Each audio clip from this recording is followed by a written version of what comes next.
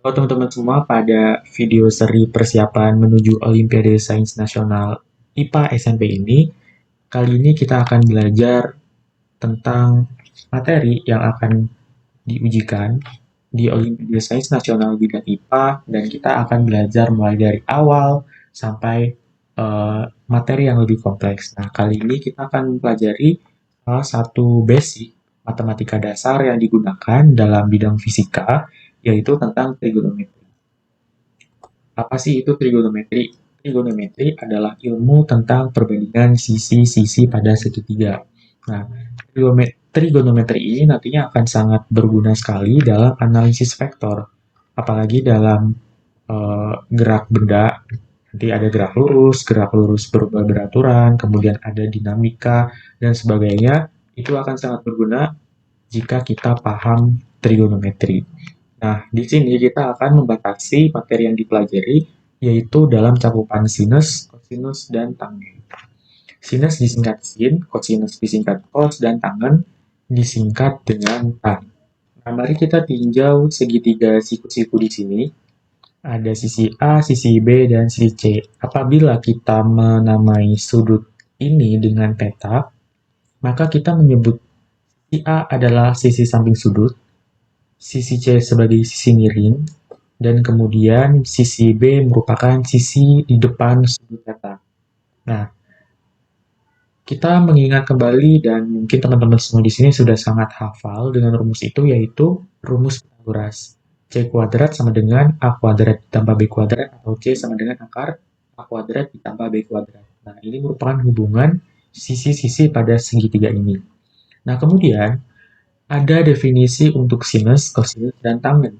Untuk sudut theta ini, sinus theta merupakan sisi di depan sudut dibagi dengan sisi miring. Jadi sisi di depan sudut theta ini merupakan sisi B dibagi dengan sisi miring, yaitu sisi C. Kemudian ada definisi kosinus atau cos theta, yaitu sisi di samping sudut theta, yaitu sisi A, dibagi dengan sisi miring, yaitu sisi C. Kemudian ada tangen theta, yaitu sisi di depan sudut theta dibagi dengan sisi samping sudut. Nah, kita lihat sisi di depan theta adalah sisi B, dan kemudian sisi samping adalah A, sehingga tangen theta sama dengan B dibagi A. Nah, apa yang terjadi kalau misalkan kita meninjau sudut yang di sini?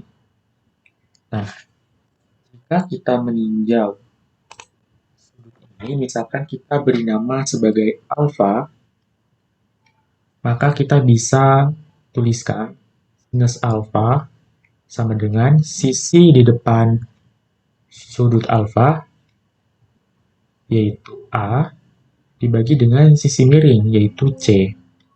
Nah, kalau kosinus alfa, itu sama dengan sisi di samping alfa, yaitu B, dibagi dengan sisi miring, C. Nah, tangen alfa adalah sisi di depan, yaitu A, dibagi sisi di samping, yaitu B. Begitu, teman-teman. Nah, kita lihat di sini. Untuk tangen theta itu B per A. B per A kita bisa peroleh dengan membagi sinus dan dengan kosinus. Jadi di sini ada hubungan bahwa tangen theta itu sama dengan sinus theta dibagi dengan kosinus theta. Nah, lalu gimana cara kita bisa tahu nilai dari A, B, C, kemudian ada nilai theta, kemudian hubungan antara semua komponen ini? Nah, selanjutnya ada namanya segitiga istimewa.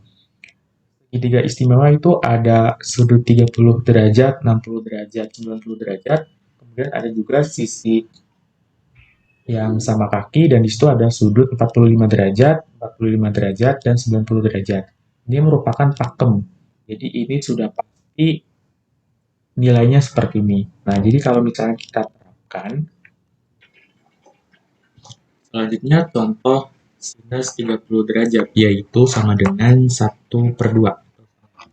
Nah, bagaimana kita bisa tahu setengah? Kita lihat kembali segitiga istimewa 60, 30, 90. Sisi di depan sudut 30 yaitu 1. Kemudian sisi sisi miringnya adalah 2. Nah, sinus merupakan perbandingan dari sisi di depan sudut dengan sisi miring, sehingga sinus 30 derajat adalah setengah.